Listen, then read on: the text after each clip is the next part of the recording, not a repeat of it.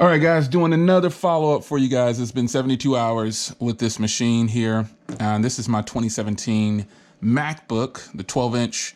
It's a Core M3, 8 gigs of RAM, 256 gigs of storage. And it's been great.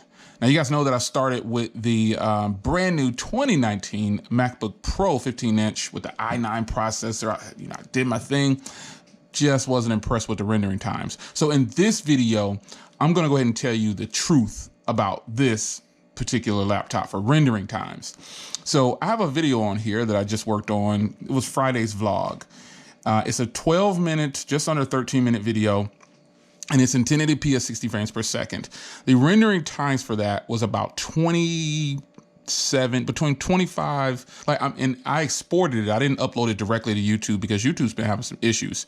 It's about 20 to 28 minutes or so to render that video. That is the truth. That's a 1080p video, and that's how long it took. Now I've got one over here that's 4K. Let me see, there's some 4K ones in here. This is in 4K, and I believe these two are in 4K. That's 4 minutes and 40 seconds for this one, and then a little over 5 minutes for that one, for the one that I did on this actual MacBook. Those took about 5 to 10 minutes to process. Those are in 4K, but they're shorter videos. So I don't know why this 12-minute video took about 25 minutes or so to render. I don't know. But these right here, maybe I had more things open when I was doing that one. I don't know. I mean, I was on the internet while I was processing this one. So I don't know. But that's what I'm working with right now. This car vlog right here is 18 minutes, and it took about 25 minutes also. It's 1080p. So right now, the 4K footage that I've been doing, while there's half the time of those videos, they've actually been exporting pretty quick on this Core M3.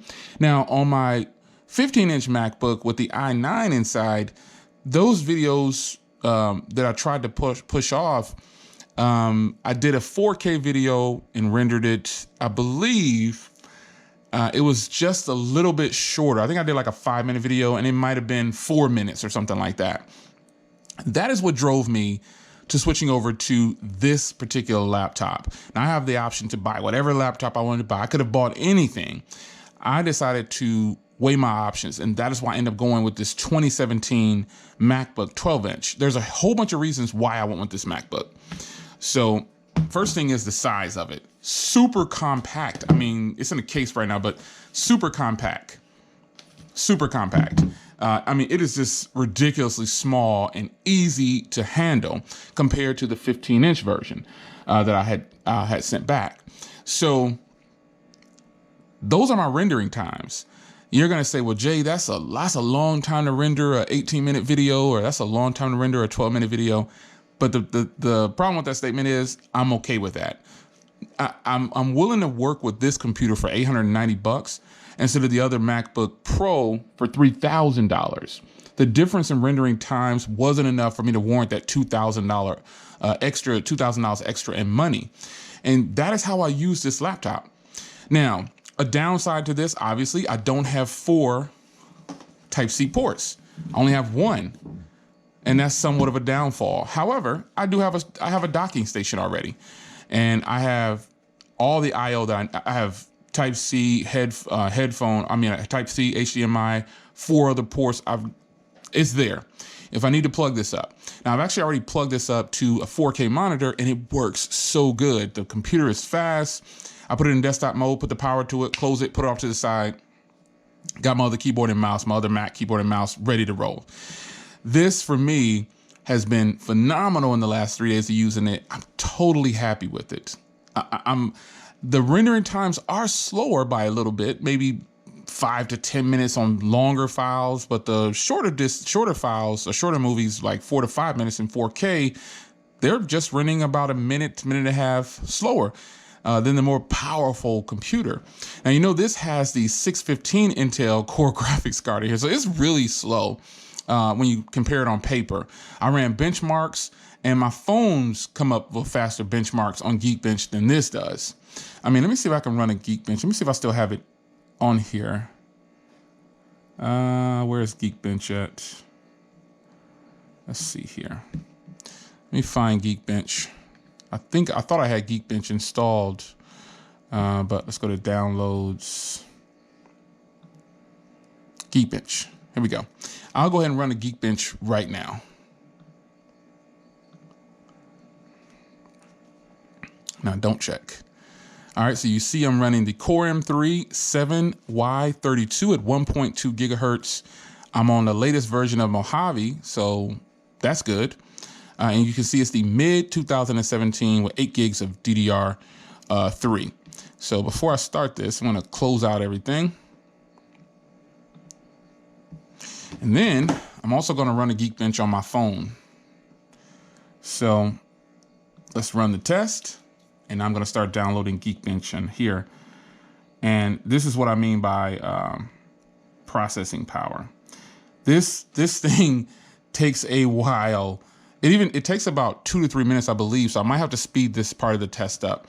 But it definitely takes a long time to render, to do this test. But you know, hang with me and let's just have some fun here.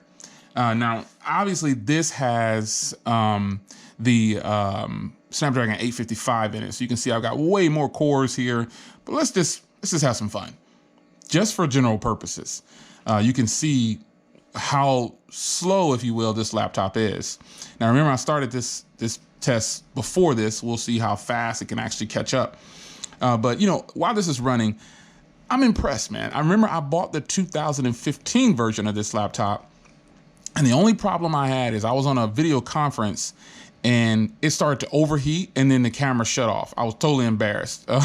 And I was using the front camera too, which totally sucks. That's another thing that sucks about this, but you know, the great part is I didn't buy this for the front camera. I've got tons of other things I can use to record with, but if I needed to, I've got my docking station. I can plug up an external camera to this laptop and it can handle it. It can handle it. Some upsides that I've found with this laptop is I can plug in anything to this laptop and it all reads. I try to plug in something to this brand new 2019 Acer Nitro 5. GoPro doesn't read. Some of my drives don't read. I have to go try to install drivers. I got to do a whole bunch of stuff. And that is another setback for me trying to edit on Windows computers, man. It just doesn't work for me. So with this, with my basic editing skills that I have, I never claimed to be this perfect editor and I know everything. This is working for me. You guys are watching the YouTube videos and you guys can see how the footage comes out. All of my last 6, 7, 8 videos that require some kind of editing a little bit, they're done on here. You can see them in iMovie that when I just showed you a minute ago. So we're 2 minutes in, or a little over 2 minutes over here. You can see it's about 65, 70%. Over here, we're already at about 60%. So we're gonna let this run here and you know, you'll see the difference in these benchmark scores. Now you already know that this is gonna be a lot higher than this MacBook. You know this. This is from 2019 or 18 or whatever, and this is from 2017, mid 2017. Now there's a 2018 version of this laptop. I just chose not to get it. Because for one, it's like 1,200 or 1,300 or something like that. I was like, nah, not just to get the latest version of the Core M3. Not gonna happen. So here we are. Look at these benchmarks. Now this is already at about 76%. So I've got 3807 on the single core and 6950 on the multi-core. That's actually pretty decent for this Core M3. Now, when I ran it on this computer here, you remember the numbers, it was more like 4,500 and 13,000. So yeah, on paper and on these benchmarks, it's flowing right along a lot faster. But for what I do, the rendering times, not much different. So with this machine right here, I'm getting a compact Mac, which is what I want. Yes, like I said before, not the fastest machine, but it's getting the job done for me. And you see my YouTube videos. And this video right here, I'm just gonna do a direct upload. There's no editing needed for something like this. I'm just gonna point the camera down here. I'm just gonna shoot. Worst thing I have to do is put them onto here to join the 2 files together if the GoPro creates 2 files, but I don't think it will because I'm about to end this video. So there you go. The single core is actually less on the G8, but the multi-core is only just about 3,000 more. So that gives you some sense of how this computer performs in benchmarks. Now, these don't mean jack, really. They don't really mean anything to the average consumer, but I felt like if I'm going to edit YouTube, I just have to be on the Mac. Granted, like I said, I know I can use the 5K iMac, but I'm trying to not be locked down if I don't have to. This right here, to me, is a great machine for me. A lot of you people might say, oh, I disagree. So be it. I love this thing so far. These past 3 days, and remember I had the 2015 model, and that thing it was bad. With this one, I haven't had any throttling. I haven't had any heating up because, there's no fans. And that was another thing about the 15-inch, man. The fans would turn on and woo, it was loud, folks. It was really loud. The keyboard on here is kind of loud because remember, this is this one from 2017, but it's perfectly fine. I don't have any buttons sticking or anything. Like on my 13-inch MacBook Pro, the shift key over here was sticking. I got to replace the whole keyboard replaced twice by Apple. So that's why I sold that thing. But nonetheless, I'm going to get out of here, folks. It's your man, Jay. Follow up on the MacBook 12-inch 2007, mid-2017. I'm sorry. It's flowing right along, and I love it. Anybody else using this thing? Let me know in the comments. It's your man, Jay. I'm out.